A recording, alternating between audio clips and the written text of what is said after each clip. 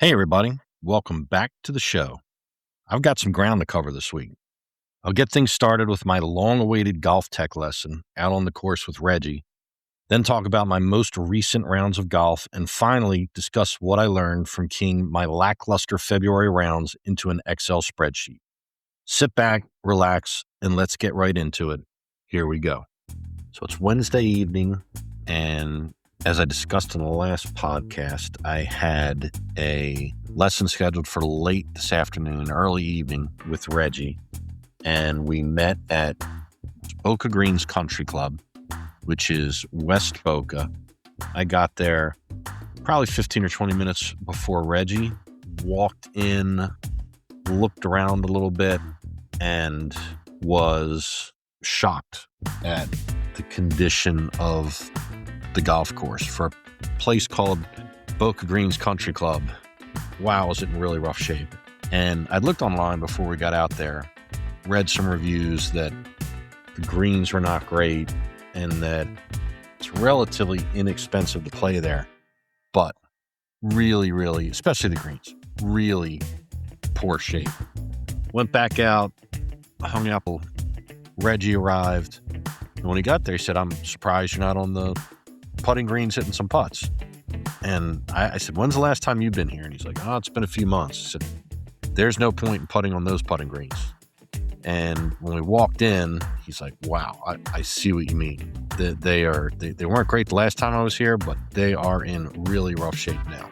So condition of the greens aside, walked in, Regi got a cart, had his golf clubs too. Wasn't sure exactly what we were going to do, but he said we were going to go out and play 3 holes of golf.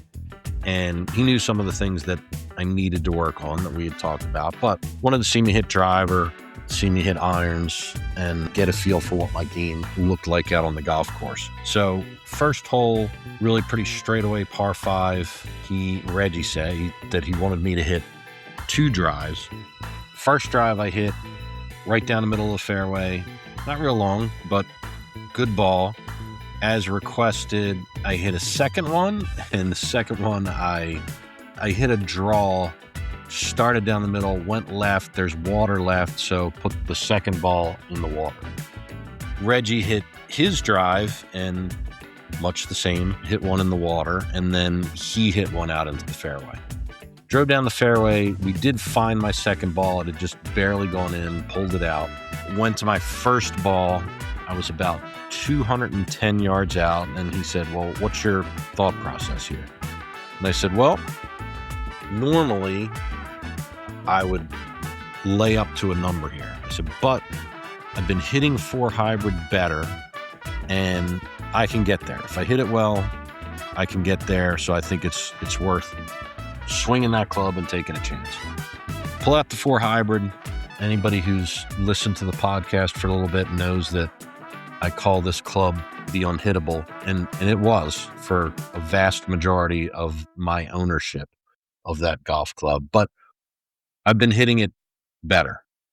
Pull out the 4 hybrid, was reminded why I called it the unhittable, topped it, it rolled, I guess by the time I saw it, it rolled about 100 yards, and had to hit my third shot from under a tree.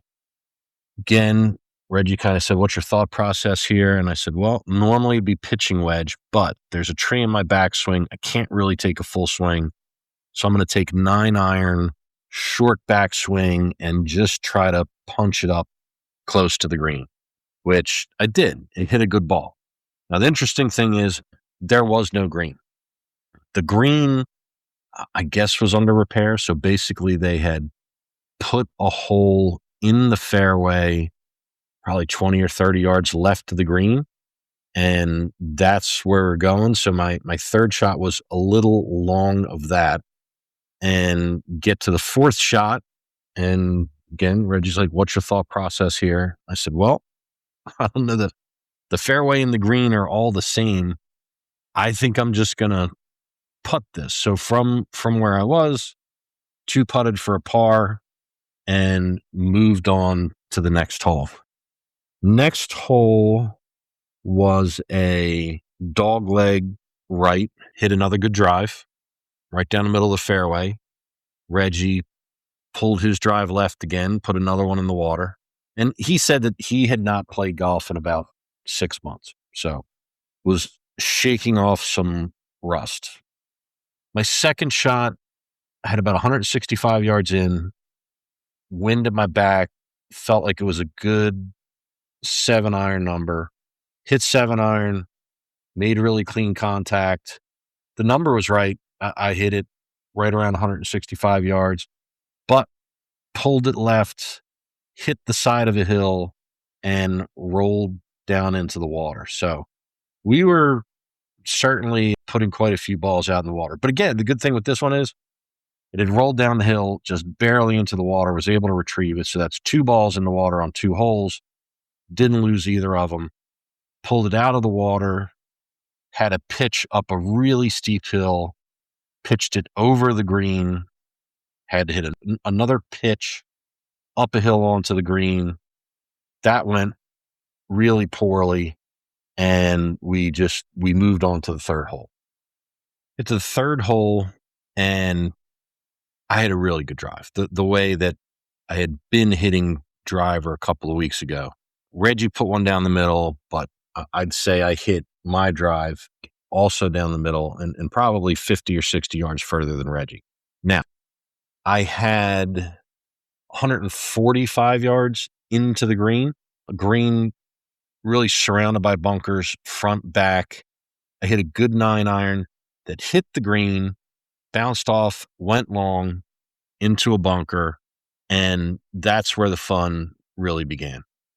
It wasn't a bad thing that I put the ball in the bunker. Even if I hadn't put the ball in the bunker, that was way up on the to-do list while we were out on the golf course, was to hit bunker shots. So ball's in the bunker. First things first. He's like, all right, let's see what you got. Let's see you get out of the bunker. And I got it out of the bunker, but thinned it and hit it not off of the far side of the green, but definitely to the far side of the green, which began a lesson on hitting bunker shots that went on for a good hour, maybe a little longer. And I was hopeful. I was hopeful going out there tonight that if nothing else, I would come out of there feeling like I was on my way to being able to hit better bunker shots.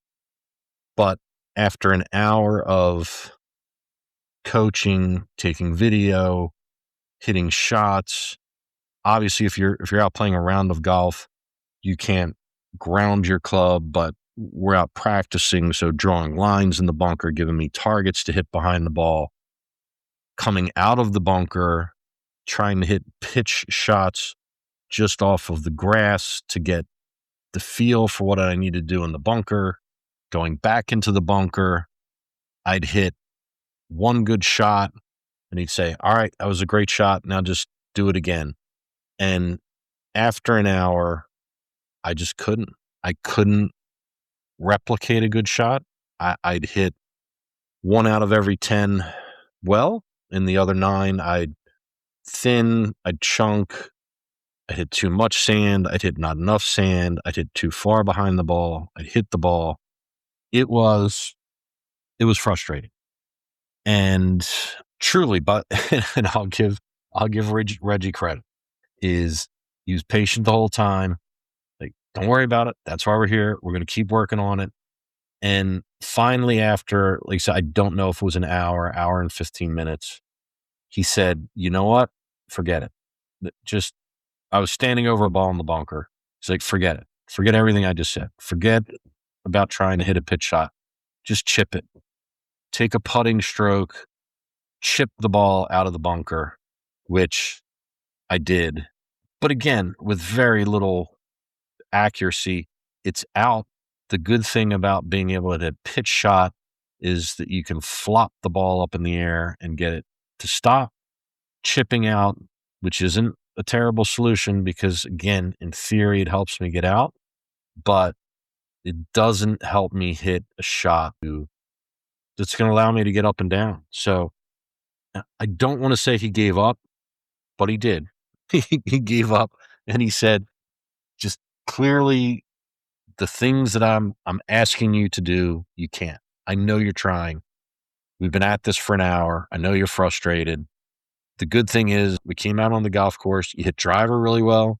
You hit your irons really well. I know now what we need to work on. But for tonight, just kind of forget what I asked you to do. And if you're in a bunker, don't try and hit a pitch. Chip it out. When we get back together, we'll keep working on this. So I don't know if I've mentioned it. I don't know if you've heard me say this, but golf is really hard. And like I said, an hour of hitting bunker shots with my instructor right there with me. Again, taking video, showing what I did or didn't do, then him showing me, here's what you need to do. And man, I just can't do it. And it's days like that that make me wonder if I'll get there. I just wonder if, am I too old to, I don't want to say follow instruction, because I think from a student standpoint, I'm a pretty good student. Pay attention, try to replicate what I'm being told. I don't get frustrated too quickly. After an hour of hitting bad bunker shots, I do start to get frustrated. But is there, and Reggie's feeling was that there's scars. I've been scarred from prior bad shots, bad experiences out of the bunker. And that mental block is not allowing me to take the full swing that I need to take, because in the past, when I've taken a full swing, I've bladed a ball 40 yards further than it was supposed to go. And, he made me right. So again, didn't give up. He said, look, I know what we need to work on. We'll get back together. We'll continue to work on this and we'll figure it out. But it was frustrating. Frustrating is the word. To spend an hour, walk away. Okay. At the positives, he said, you hit your driver really well. You hit the irons, your approach shots really well. Just around the greens, we really have to work on your short game. And I've heard that term, right? I've heard of people having the yips. And for the first time tonight, I thought, maybe I've got the bunker yips. I just, it was amazing how many bad shots I hit over and over and over and over and over again, even with someone standing there and giving me instruction in the moment on what to do. I just couldn't do it. So wanted to record this while it was fresh on my mind. I'll continue to do what I do today, which is avoid bunkers like the plague. But if and when I find myself in one this coming weekend, next weekend, the weekend after, I'm not sure what I'm going to do. I'm not sure what my game plan is going to be to get out. And that's unfortunate because, like I said, I've said it before, it's best case, it's a 1-stroke penalty. Quite often it's a 2 or 3-stroke penalty. And in my quest to break 80, I just can't have it. I can't have a par 3 where I hit a ball a little left or right, put it in a greenside bunker, and made 6. I've got to be at a place where I can get up and down. Worst case, make bogey. But now bogey is best case. Worst case is triple, quadruple, quintuple, whatever it may be. So that's it. That was my Wednesday lesson. I liked getting out on the golf course. It's so much more real, impactful to hit balls on the course than hit them in a simulated environment. So I do think that was good. I'm hopeful that now that Reggie's seen it live and in person, he can help me get over it. But today's lesson, which I had hoped would help me conquer some of my weaknesses, instead just highlighted and reinforced how weak I am in those areas. Maybe you've got to hit bottom before you can start to climb out and put a plan together. But that's how my lesson went today. So I'll keep at it, and I'll do everything I can to avoid bunkers. See ya. So as I rolled into my golf weekend, I've got to admit, was still a little shook from my golf lesson earlier in the week. But all that it really told me, honestly, was what I already know. That my bunker game's a problem. I need to avoid the bunkers. But it also highlighted some deficiencies in just chipping and putting around the green that were there already. But I think it did erode my confidence a little bit. It did get me to a place where every time I was within, let's call it inside of 100 yards, had to pause for a minute, think about what kind of shot I should be hitting, which isn't a bad thing.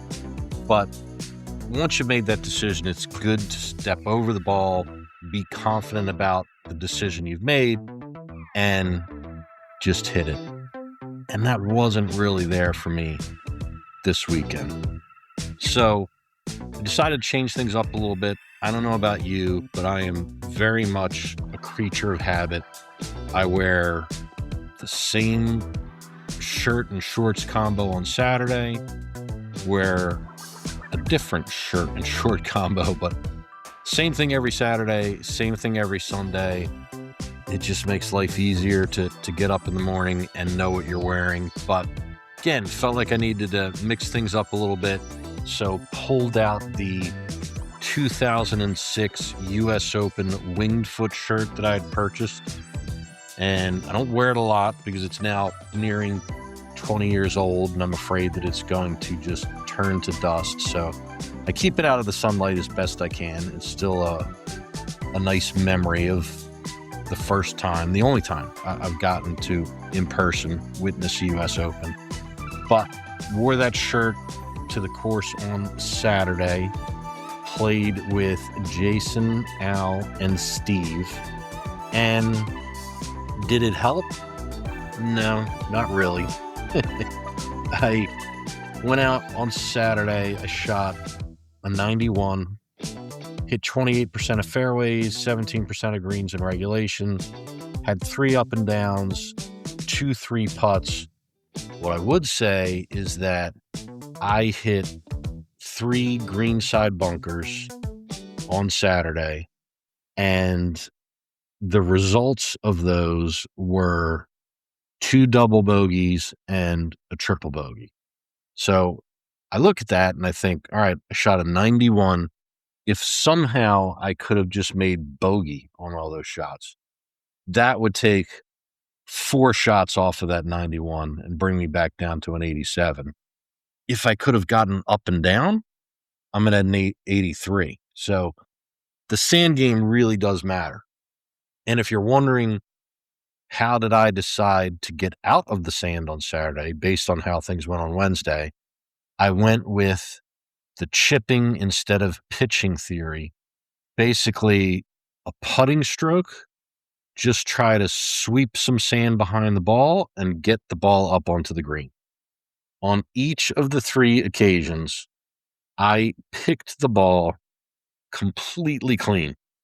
Did not touch a grain of sand, and picked the ball clean all 3 times. All 3 times hit it longer, quite a bit longer than I needed to. And it's just, it goes back again to that I really do think, I think that this is my first official bout of the Yips.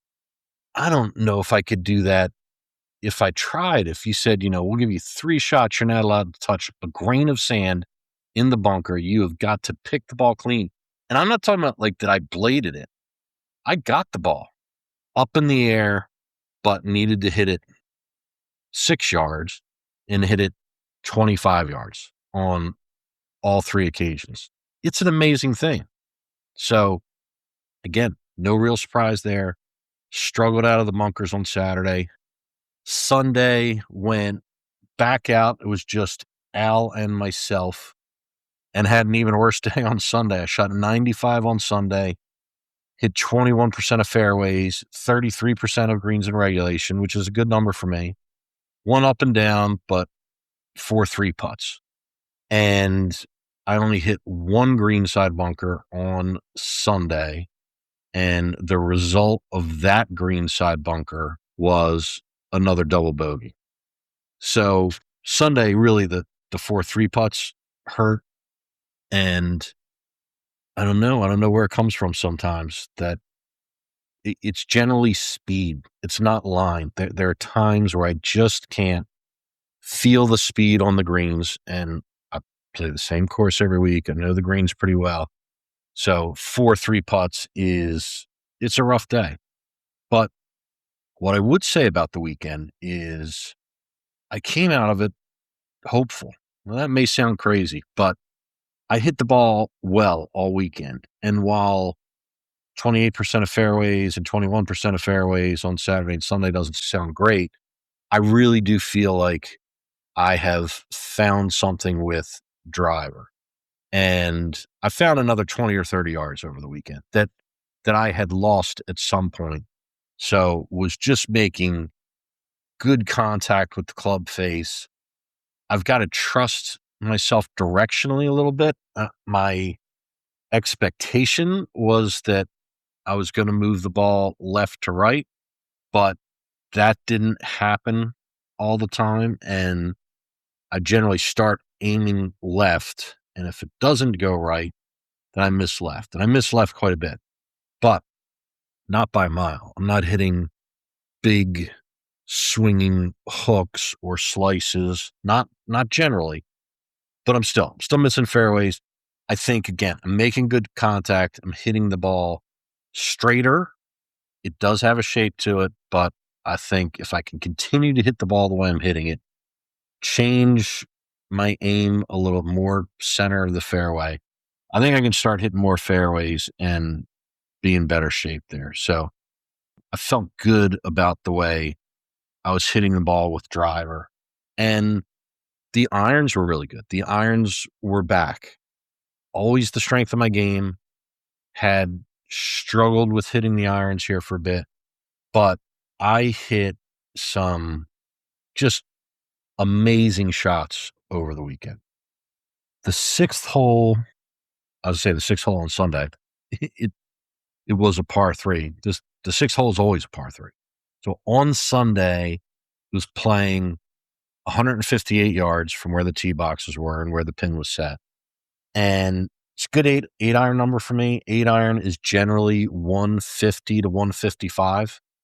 And I hit an 8 iron that started a little right, drew back at the pin, just locked on. And I didn't see where it came down. Sun was in my eye. I certainly saw it launch. I saw the ball moving. When Al said, "How was that?" I said, I don't know. I said, but that's as good as I can hit an 8 iron. Like, when you feel it, when you feel the club face make contact with the ball and hear that sound and the ball just takes off like a rocket, I knew it was hit really well. I said, could have been maybe a little long, but was right at the flag. I fully, wholeheartedly expected to get to the green and see it. And when we got to the green, I didn't see it. And I'll admit it, I walked onto the green and didn't see the ball. The first place I looked is I did walk to the cup and take a peek in. And unfortunately, it was not there. Then I walked to the back of the green and started looking for it. I thought, man, it had to have hit the green and just rolled off of here a little bit. And I couldn't find it. Ultimately, I found it on the next tee box, sits probably 15 or 20 yards behind the green. And that's where I found my tee shot.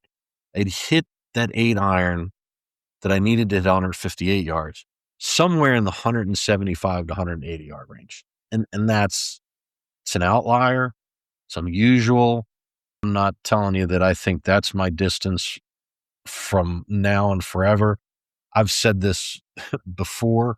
that you've got to be careful with your distances, and that one outlier shot is not what I hit 8-iron now. I still think 8-iron's 150, 155 yards, but that just an example of how well I was hitting the ball on Sunday.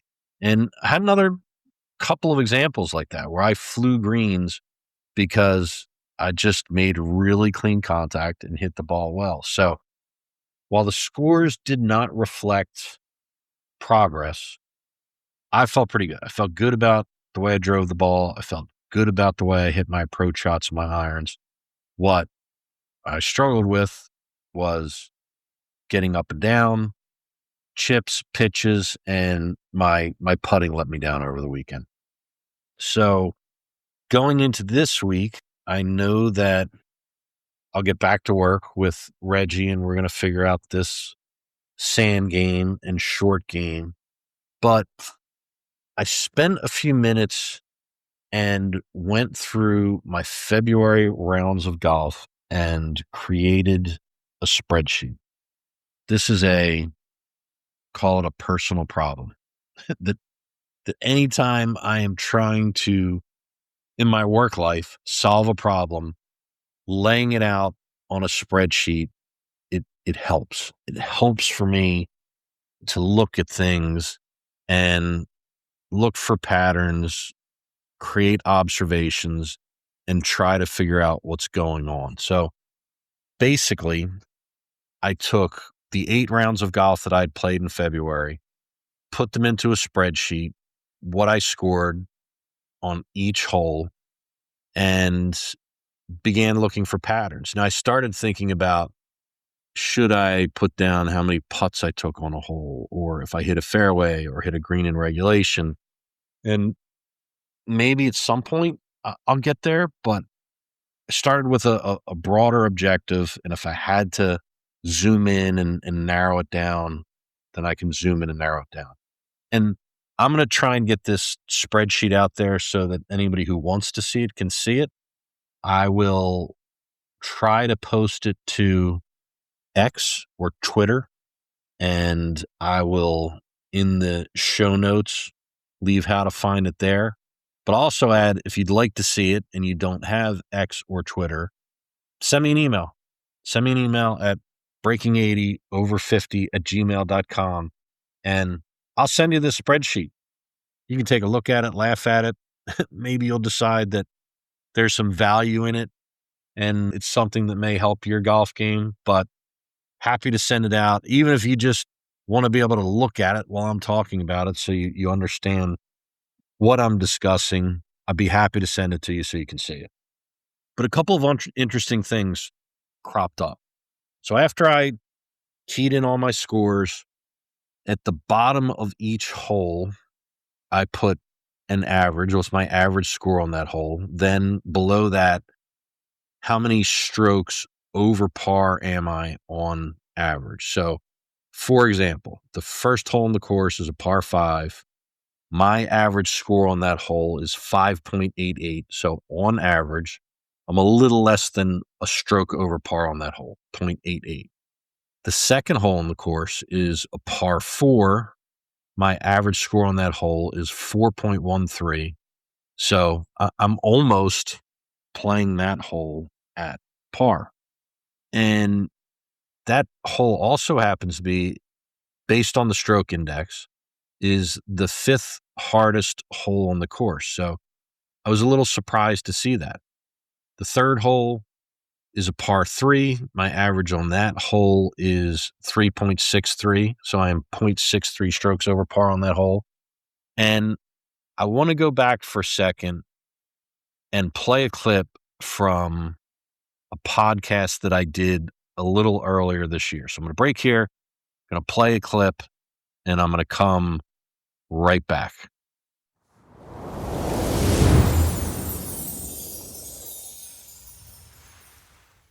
I hit my 4th shot. This one, I do get on the green, and I 2-putt for 6.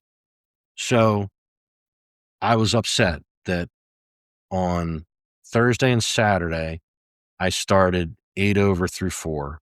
I was determined to go out and do better than that on Sunday. And I played the first hole perfectly, put up a par, but then blew up on the next three and started my day 9 over through 4.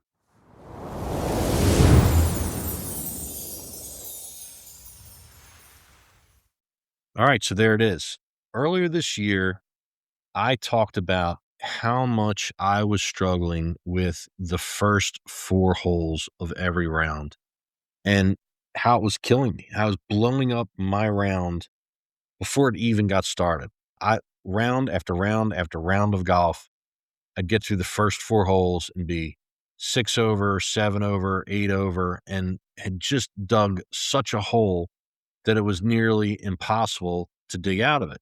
And also, interestingly enough, at that time in January, I was putting up better scores than I am today. Because while the first 4 holes were terrible, I was playing the next 14 better. So I set out on this mission to play those first 4 holes better and give myself an opportunity to put up a score and not destroy it in the first 4 holes of golf. And what I was surprised to find out when I put this spreadsheet together was that I've accomplished that.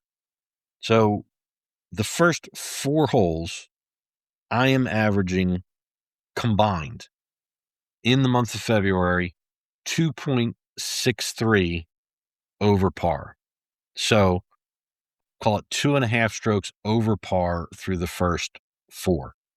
And that amazed me because I still felt like those first 4 holes were so critical to my success because I'd gone through such a tough stretch that I hadn't really realized that I had begun to straighten it out.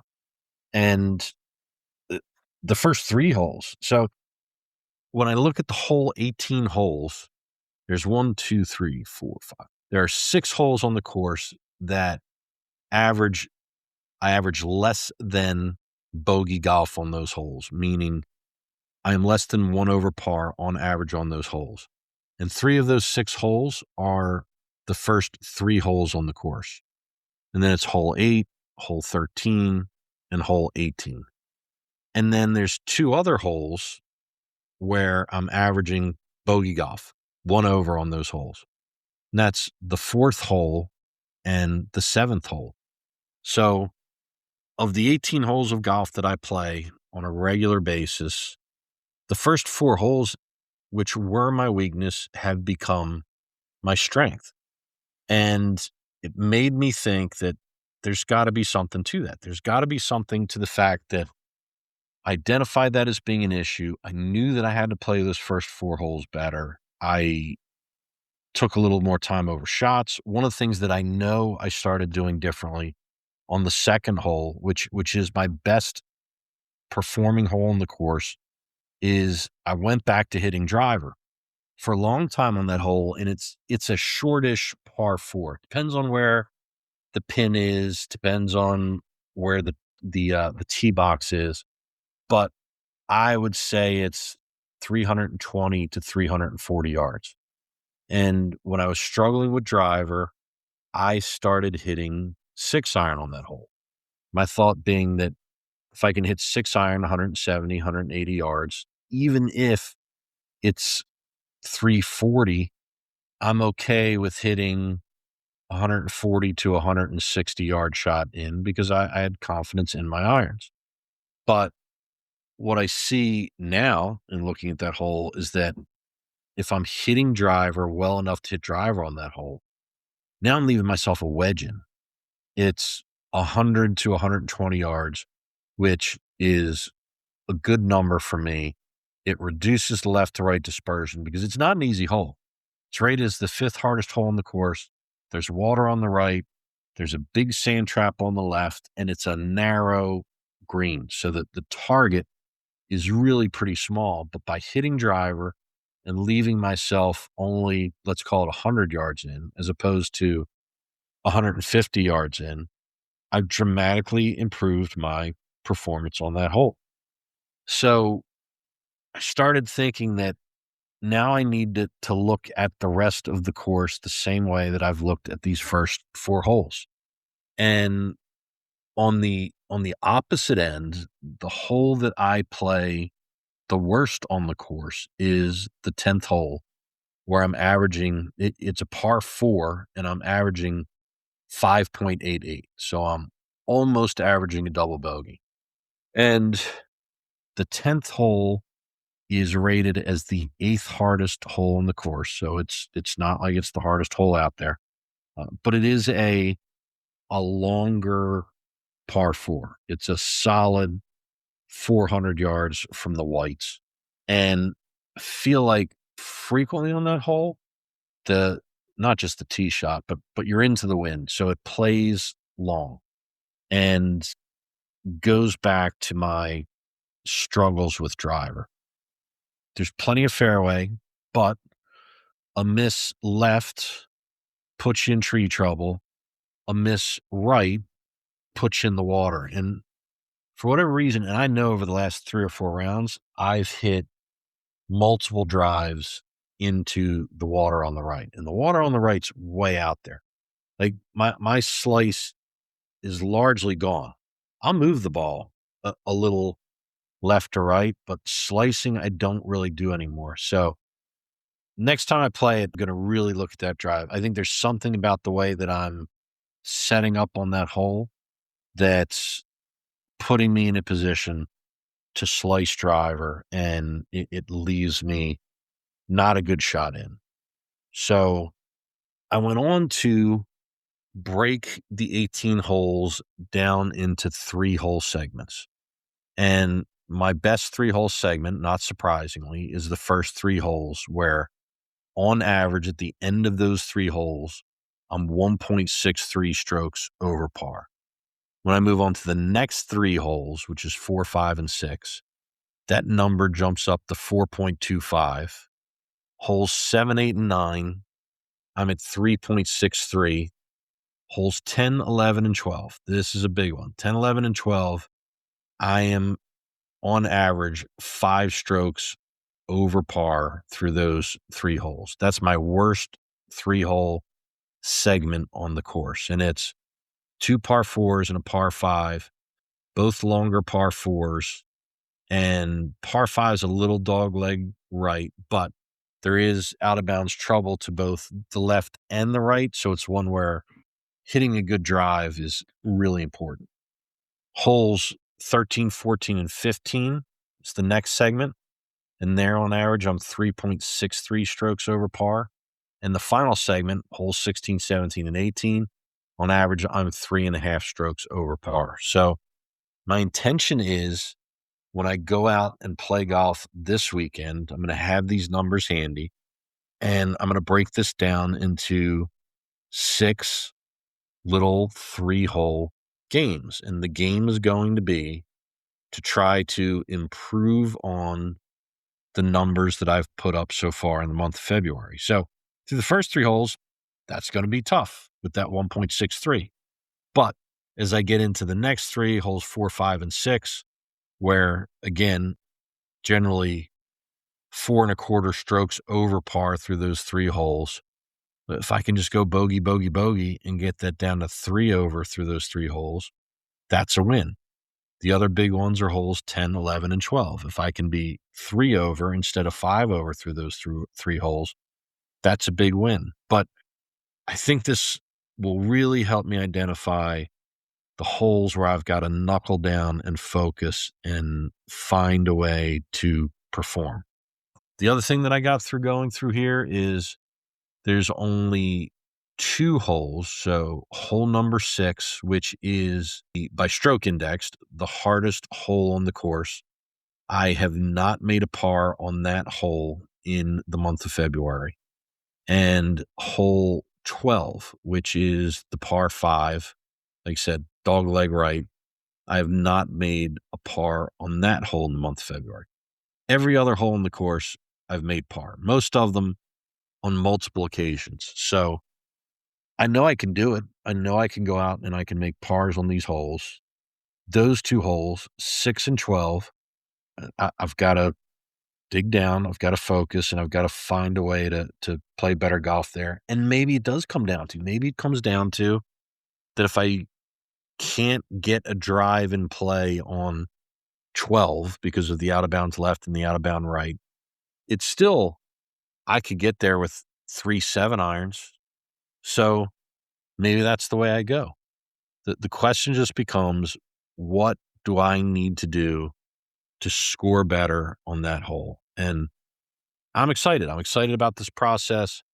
They said that the fact that I did turn around my performance on those first 4 holes of the course is great. Now, it just means that my performance has eroded on the next 14, but really on the front 9, I've averaged 45 and a half strokes, and I've had some good numbers in there.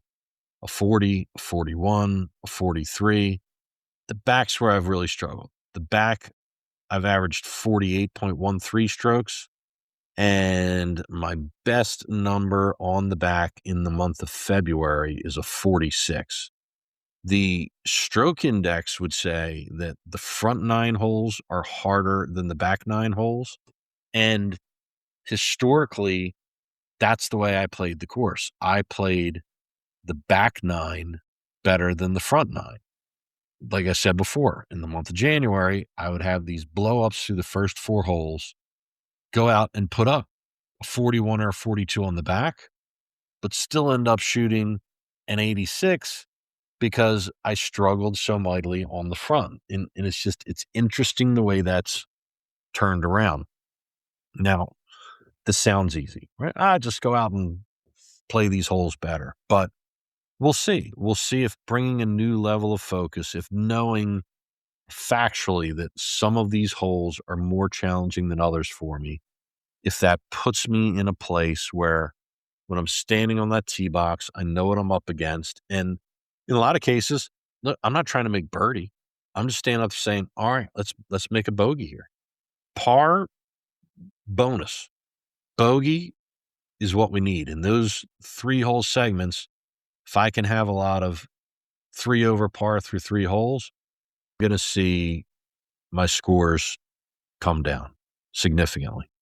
So, like I said, I'll in the show notes, going to post a couple of different ways for you to see this spreadsheet. It has my numbers in it exactly as I'm talking about it. I'd love to hear what you think about it. Do you think there's value in it? Am I crazy? Is it something that you would use? Let me know what you think. I'm excited to report back and let everybody know how this went. And it's not a 1-round golf kind of thing. Those first 4 holes haunted me for months. And it took me a little bit of time to turn them around, but I did. Now I could go out on Saturday and I could blow up and be 8 over through 4, but I know now. Like, I know now that I can do it. The other thing that I thought about was, what do I do? What's different? What's different on the first 4 holes? What changes as the day goes on? And I think there's a couple of things. One, I'm generally not, it depends on whether I go to the range or I come right out onto the course, but I don't swing as hard through the first few holes of the course. And generally, I take an extra club knowing that I'm not swinging as hard. It takes me a few holes. It takes me 4 or 5 holes to feel loose and warm and feel like I can really start swinging the golf club. But maybe that's part of the problem. Maybe those easier swings where I take an extra club in is something that I should be doing all day long, not thinking, all right, I'm warmed up and I'm ready to go now. Let's start swinging a little harder. The other difference I'd say generally is that from a wind standpoint, it's generally less windy. It's calmer first thing in the morning. As the sun comes up and it starts to heat up the atmosphere is when the wind and the breeze gets going. So a lot of times when we tee off, no wind, no breeze. By the time you round onto the back, you're getting some of that Florida wind and a steady might be 5 to 10 miles an hour and gusts up to 15. Now, do I think that's the real reason? No, but I'm just trying to identify what are the differences? Why do I play the first few holes of the day better than I'm playing as the day goes on? And I used to think it was exactly the opposite. The reason why I played the back better than the front was by the time I got to the back, I was warmed up, I was loose, I was swinging the club better. That's why I put up better numbers on the back. So I think that's it. That's how my weekend went. This is my new plan of attack, my new spreadsheet. I don't know what I want to call it. I need to come up with a name. But I guess the question is, can Microsoft Excel help you improve your golf game? That's a good question. And I don't know. We'll find out. So stay tuned. Thanks for being here. I do always appreciate it. Please, it helps. Like, comment, subscribe. Shoot me an email. I'll send you the spreadsheet. Like I said, you can look at it, laugh at it, use it, tear it up, set it on fire, do whatever you want with it. But reach out and I'm happy to send it to you. And I'll let you know how it goes. Thanks, everybody. If you made it this far, thank you. I can't tell you how much it means to me that you hung in there for the whole show. If you enjoyed it, please give me a like, subscribe, and maybe share this with a friend. It really helps to grow the community. And let me know you're out there. If you listen on Spotify, leave a comment or a question, or send me an email at breaking80over50@gmail.com. I promise I'll read every one. All music was provided by Epidemic Sound, and I'll leave links to any of the content that I mentioned during the podcast in the show notes. Keep swinging, keep smiling, and remember, it's a game. Get out there and have fun. Thanks, everybody.